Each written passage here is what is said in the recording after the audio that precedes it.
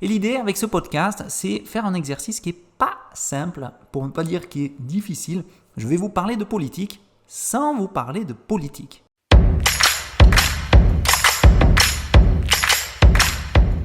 Podcast 100% français authentique, un podcast pensé spécialement pour les étudiants de français qui veulent avoir un contact avec du vrai français, fait par un français, Éric Langon, c'est moi, professeur de français au Brésil.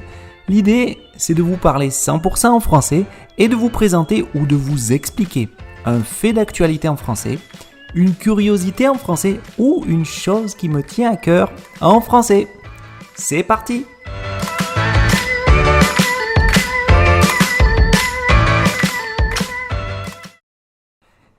S'il y a un sujet en ce moment dont tout le monde parle, de partout, si vous lisez les journaux, si vous surfez sur Internet, si vous allez scroller sur Instagram, si vous regardez la télévision, les actus à la télé, difficile d'éviter de parler de politique. Eh ouais, en ce moment en France, on parle beaucoup d'élections présidentielles.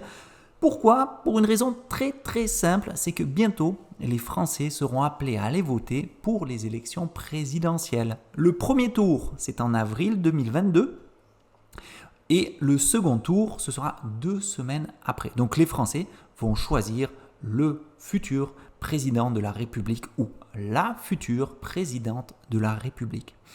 Aujourd'hui, le président, c'est Emmanuel Macron. Il a été élu le 7 mai 2017. Son mandat va jusqu'au 13 mai 2022, donc c'est 5 ans. Et donc, on a déjà les premières candidatures qui apparaissent, les premiers discours, les premiers débats, les premières petites guerres entre les personnes, les gens qui se disputent. Bref, ça commence à parler pas mal de politique. Et l'idée avec ce podcast, c'est faire un exercice qui n'est pas simple, pour ne pas dire qui est difficile.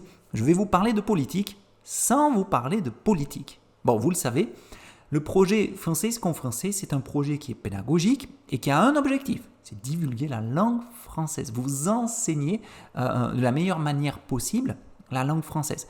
Mais je ne vais pas vous parler ici de mes opinions politiques, qui j'aime bien, qui j'aime moins, pour qui je vote, pour qui j'ai voté, pour qui je voterai, parce que ce n'est pas l'objectif.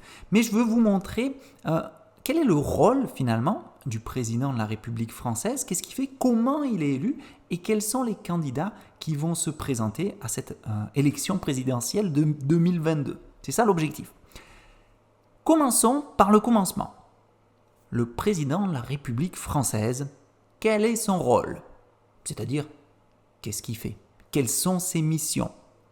Bien, depuis la Ve République, qui est l'actuelle République française, et qui a été créée et idéalisée par le général de Gaulle, le célèbre Charles de Gaulle,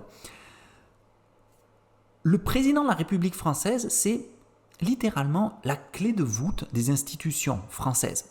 Une clé de voûte, qu'est-ce que c'est ? C'est-à-dire, c'est une métaphore qu'on utilise pour dire que le président de la République française, c'est le grand responsable, c'est le grand garant des institutions françaises. Et cette chose, le fait qu'il soit le garant, la clé de voûte, le grand responsable, c'est un rôle qui est assez unique en fait, parce que ce n'est pas systématiquement le cas dans les démocraties occidentales. Si vous regardez à droite, si vous regardez à gauche, vous allez voir peut-être quelques différences. Et je vais citer ici l'article 5 de la Constitution de la Ve République, où on explique justement ce que fait et qui est le président de la République française. Je cite, « Le président de la République française incarne l'autorité de l'État. Il veille, par son arbitrage, au respect de la Constitution. Il assure le fonctionnement normal des pouvoirs publics et la continuité de l'État. Vis-à-vis de l'extérieur, il est garant de l'indépendance nationale et de l'intégrité du territoire et du respect des traités conclus par la France. » Beaucoup de choses, hein ? Bon, donc le président français, il a beaucoup de pouvoir. Par exemple, c'est lui qui veille au respect de la Constitution. C'est lui qui doit assurer le fonctionnement régulier et normal des pouvoirs publics. C'est lui qui va garantir l'indépendance nationale et l'intégrité territoriale du territoire français. C'est le président, encore, qui est garant de l'indépendance de l'autorité judiciaire. Bien, en France, le président de la République, c'est le responsable, il est responsable du pouvoir exécutif. Et en France, toujours, la France a connu différents présidents de la République française. Je vais citer juste les présidents de la Ve République. Je vais les lister dans l'ordre. Le tout premier, ça a été Charles de Gaulle. Eh oui, le fameux général de Gaulle, qu'on a appelé général de Gaulle pour son rôle qu'il a eu pendant la Seconde Guerre mondiale, avec son travail avec la résistance notamment. Donc Charles de Gaulle. Après, nous avons eu Georges Pompidou. Ensuite, Valéry Giscard d'Estaing, François Mitterrand, Jacques Chirac, Nicolas Sarkozy, François Hollande et Emmanuel Macron. Comme je vous ai dit, Emmanuel Macron, c'est l'actuel président français. Et comme je vous ai dit dans cette introduction de ce podcast, son mandat va s'achever le 13 mai 2022. Donc bientôt, dans 6 mois à peu près, en fonction d'où vous écoutez ce podcast, ou du moment où vous écoutez ce podcast. Bien, comment se passe son élection ? Sous la Ve République et depuis la révision constitutionnelle du 6 novembre 1962, le chef de l'État français est élu au suffrage universel direct. Suffrage universel direct, ça veut dire que c'est tous les électeurs français majeurs qui vont l'élire. Et le scrutin, ou le vote, c'est un scrutin majoritaire uninominal à 2 tours. Okay, je vais expliquer comment ça se passe. C'est-à-dire que pour être élu, la majorité absolue des suffrages exprimés est nécessaire. Un suffrage, c'est la quantité de votes, la quantité de bulletins. Et donc, le président, pour être élu, a besoin d'avoir... Au deuxième tour, nous avons les 2 candidats qui ont obtenu le plus de voix. Ils restent là. Et ce sont ces 2 autres candidats, ces 2 derniers candidats finalement, qui vont avoir droit à être choisis par le peuple. Alors avant, ce n'était pas comme ça. Avant, c'était un collège de grands électeurs qui faisait cette élection. Mais ça a changé finalement en 62 par une révision constitutionnelle. Et à nouveau, c'est le général de Gaulle qui a instauré ce changement. Le général de Gaulle, il a œuvré, il a fait beaucoup de choses au niveau de la Ve République, au niveau politique français. Il a fait de grands changements qui ont énormément changé finalement la donne et qui ont énormément changé les règles des élections. Bien, autre chose importante, en l'an 2000, le mandat présidentiel est passé de 7 à 5 ans. Donc le président, il reste 2 ans de moins au pouvoir. Comment c'est possible ? Bon, il y a eu un référendum populaire le 24 septembre 2000 et le peuple français a adopté une révision constitutionnelle. Ils ont choisi un changement de la durée du mandat. Donc on est passé d'un septennat à un quinquennat. C'est-à-dire on est passé de 7 ans au pouvoir à 5 ans au pouvoir. Ce référendum, il s'est passé sous Jacques Chirac, qui était le président français en 2000. Et donc c'est lui c'est pas lui qui a permis, mais c'est lui qui a facilité, on va dire ça comme ça, ce changement. Donc aujourd'hui, tous les présidents français aujourd'hui, jusqu'à un autre changement, mais je ne pense pas que ça va arriver, sont élus pour 5 ans. Et comme je vous disais, c'est ce qu'on appelle un quinquennat. Chose importante, en France, il est possible de renouveler une fois le mandat présidentiel. Par exemple, on a quelques présidents en France qui ont eu 2 mandats consécutifs. Par exemple, François Mitterrand, lui, a fait 2 mandats de 7 ans, donc il est resté 14 ans au pouvoir. Jacques Chirac a fait un mandat de 7 ans et un mandat de 5 ans. Et pour le moment, c'est tout. À voir ce que va nous réserver l'avenir. Une question que vous vous posez peut-être, qui peut être élu président de la République ? N'importe qui. C'est-à-dire, moi, je suis français, je décide, je veux être président de la République, ça marche comme ça ? Bon, non. C'est un peu différent, évidemment, vous vous en doutiez. Et il y a un certain nombre de conditions et des formalités qui sont obligatoires si on veut pouvoir se candidater finalement à l'élection présidentielle. Premièrement, il faut avoir la nationalité française. Il faut avoir 18 ans révolus, c'est-à-dire avoir plus que 18 ans. Moins que 18 ans, ça ne marche pas. Il faut être électeur. Il ne faut pas être privé de ses droits d'éligibilité par une décision de justice. Il ne faut pas être placé sous tutelle ou sous curatelle. Il faut avoir satisfait aux obligations imposées par le Code de service national. Et il faut faire preuve de dignité morale sans que cette notion soit précisément définie. Qu'est-ce que c'est la dignité morale ? On ne sait pas vraiment. Mais bon, bref, ça fait partie des règles. Autre chose très très importante, il faut avoir le recueil de 500 signatures d'élus, ce qu'on appelle communément un parrainage. 500 parrainages. C'est quoi ce truc ? C'est une expression que j'aime beaucoup, d'accord ? Truc, c'est une chose. C'est quoi ce truc ? Ça veut dire qu'est-ce que c'est ? Qu'est-ce que ça veut dire ? Donc, avoir le recueil de 500 signatures d'élus, ou 500 parrainages, c'est quoi ce truc ? Je répète. C'est que les candidats, tous les candidats qui veulent être candidats à la présidentielle française, ils doivent recueillir une signature, pas une signature, ils doivent recueillir 500 signatures d'élus qui proviennent d'au moins 30 départements ou collectivités d'outre-mer différentes. Quand ils ont ces 500 signatures, c'est le Conseil constitutionnel qui va recevoir cette présentation ou ces parrainages et il va vérifier la validité. Pourquoi 500 signatures ? Pourquoi 500 présentations de candidats ? Ou pourquoi 500 parrainages finalement ? En fait, l'objectif, il est simple. C'est juste écarter les candidatures qui ne sont pas sérieuses et vraiment favoriser les candidats qui ont une véritable envergure nationale. Une envergure, c'est une visibilité, une expérience, un pouvoir finalement qui vont pouvoir vraiment faire changer les choses. L'idée, c'est de ne pas prendre un clown qui veut être candidat ou que personne ne connaît et pouvoir briller à la présidentielle. Non. L'idée, c'est vraiment être présent et être connu et être reconnu. Bien.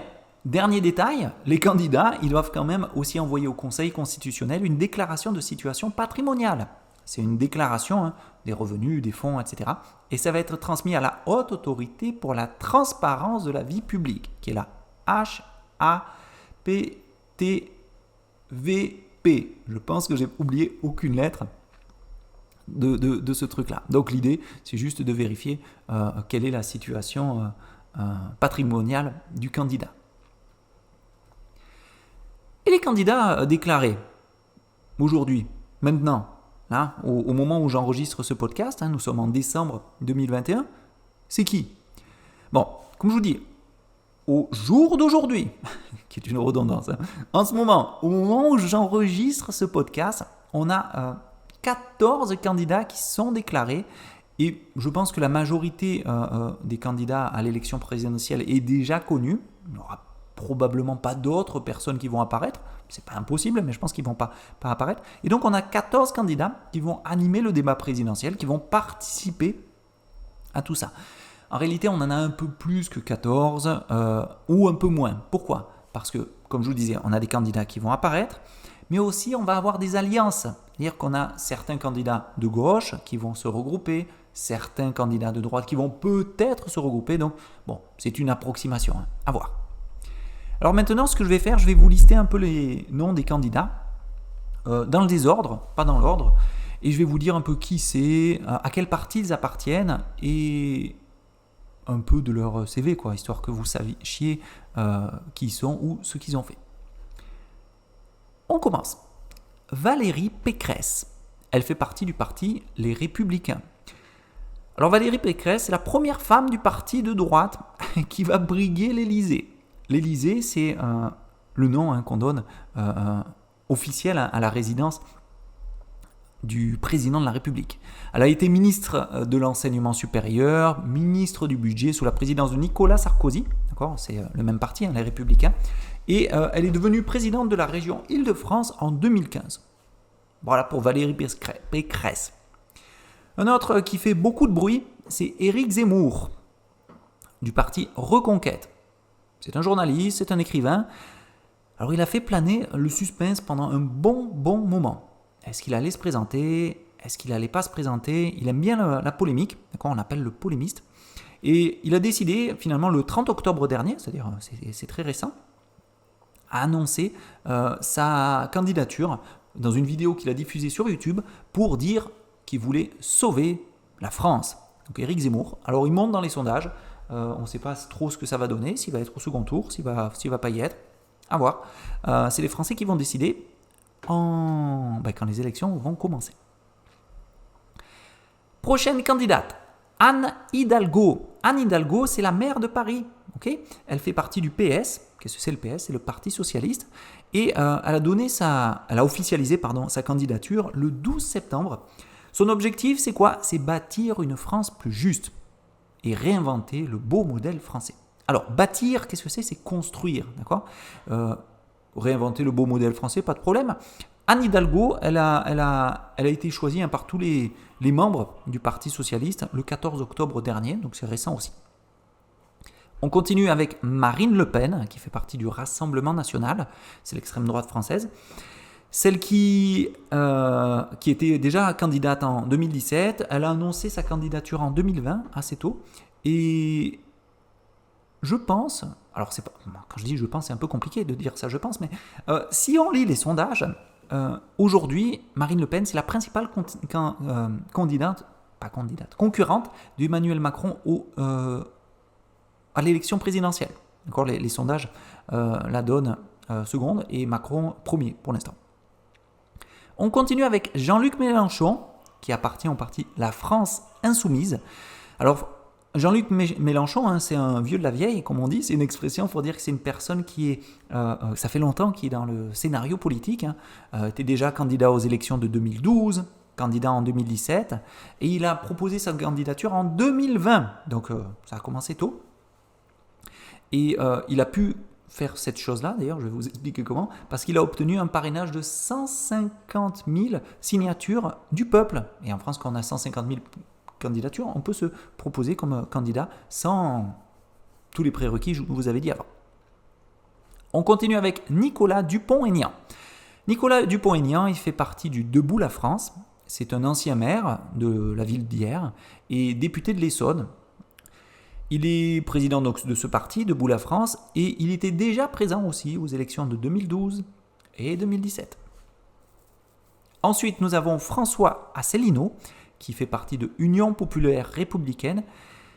Alors lui, ça a été le plus rapide, je veux dire le plus précoce, parce qu'en 2019, il a déjà annoncé, en 2019, attention, les élections c'est en 2022, mais en 2019, il a annoncé qu'il comptait être candidat à la présidence, à la prochaine présidentielle.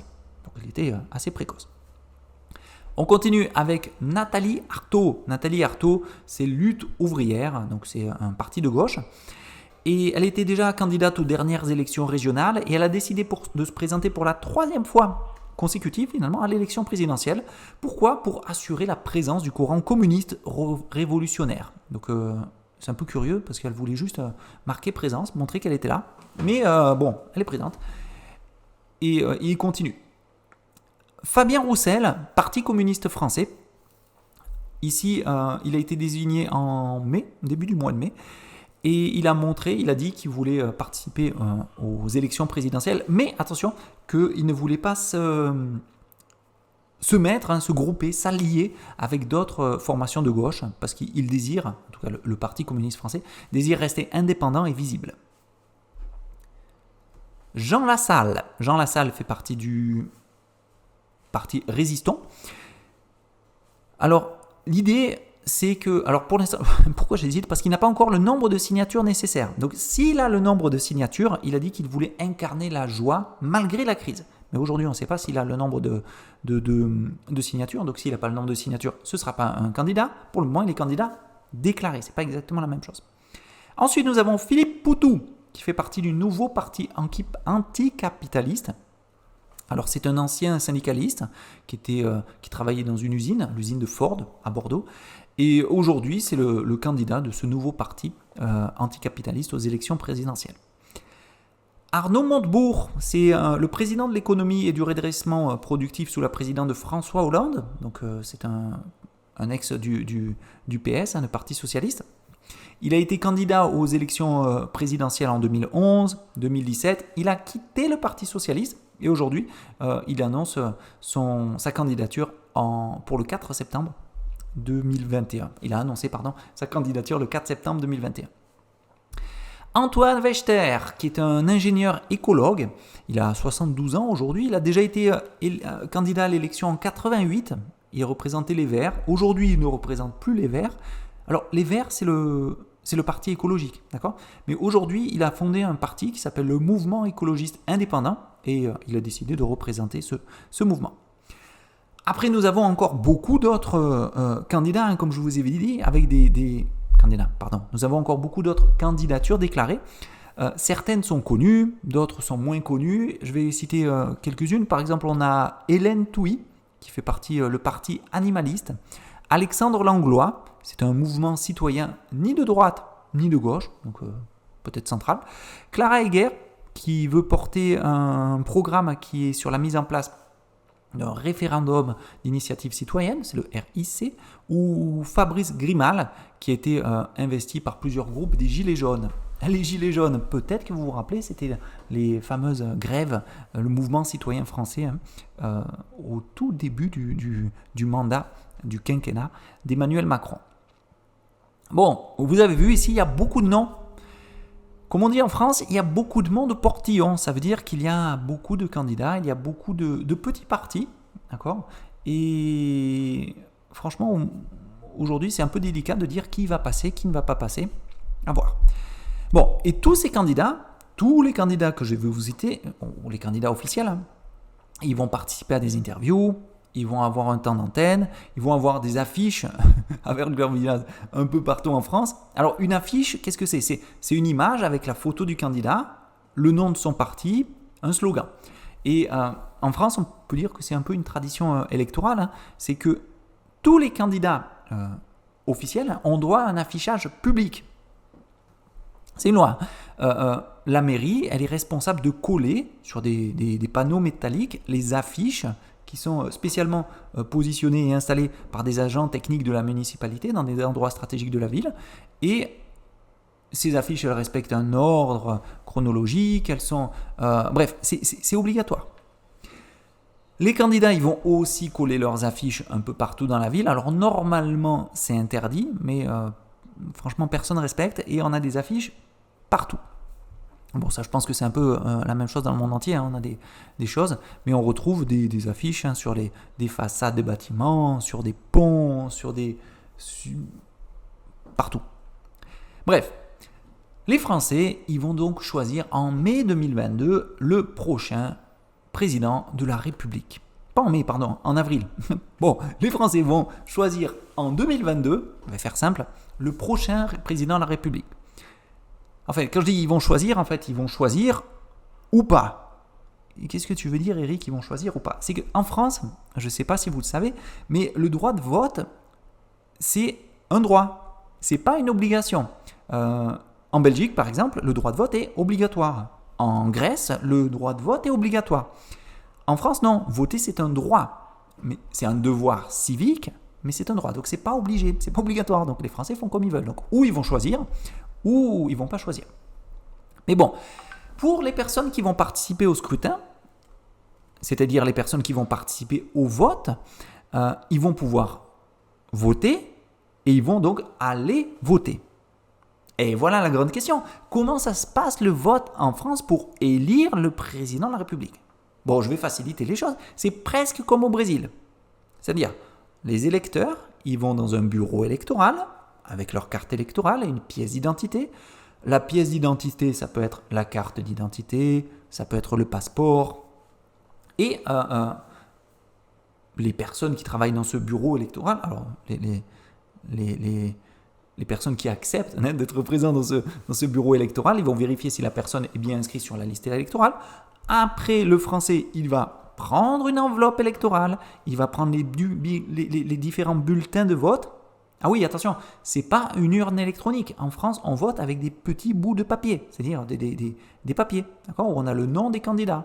Emmanuel Macron, j'ai dit les autres noms. On avait Zemmour, Lassalle, Poutou, Montebourg, etc. Vous avez le nom du candidat qui est écrit sur un bout de papier. C'est un peu old school, hein, c'est à l'ancienne. Hein. Papier, enveloppe. L'électeur va se rendre dans un isoloir. Un isoloir, qu'est-ce que c'est ? C'est un lieu où personne ne va voir pour qui vous votez. C'est une chose qui est avec un rideau pour se cacher, que vous allez fermer, c'est obligatoire. Hein. Et c'est obligatoire depuis 1913, parce qu'avant, ce n'était pas obligatoire. Et donc, le français ou l'électeur français va introduire dans l'enveloppe le bulletin du candidat ou la liste, d'accord ? Et il va ensuite mettre son enveloppe dans l'urne. Okay ? Pourquoi on fait ça de manière complètement cachée ? L'idée, c'est de garantir le libre choix des électeurs, d'avoir zéro pression et de faire comme on veut. Bon, au moment de voter, l'électeur va présenter à nouveau sa carte électorale, il va présenter à nouveau sa pièce d'identité, il va répondre si c'est bien son prénom, son nom, et il va glisser l'enveloppe dans l'urne, c'est-à-dire qu'il va voter. À la fin, il va écrire son nom, il va signer, et sa carte électorale va avoir un timbre pour prouver qu'il a déjà voté. Et là, quelqu'un va dire « a voté », c'est-à-dire qu'il a voté pour son candidat. Ça peut être pour le premier tour, ça peut être pour le deuxième tour, c'est exactement la même procédure. Bon, voilà, c'était un podcast qui était quand même assez complet, qui était assez théorique, parce qu'on a parlé de politique, on a parlé d'institutions, de candidats, on a parlé de beaucoup de choses. Alors, c'est normal si vous avez eu des difficultés principalement par rapport au nom des candidats ou au parti des candidats. Ça fait partie du jeu, d'accord ? Ne paniquez pas, c'est normal. Mais c'est intéressant de l'écouter, et même ce que je vous conseille, en plus de tout ça, c'est de vous rendre sur le site de l'Élysée ou sur le site de viepublique.fr ou de lire les journaux pour voir qui sont les candidats, qu'est-ce qu'ils disent pas. Je pense que c'est intéressant et ça va vous permettre de vous familiariser encore plus avec la vie française. Bon, j'espère que vous aurez compris comment fonctionnent finalement ces élections présidentielles, quel est le rôle du président et quels sont tous ces candidats.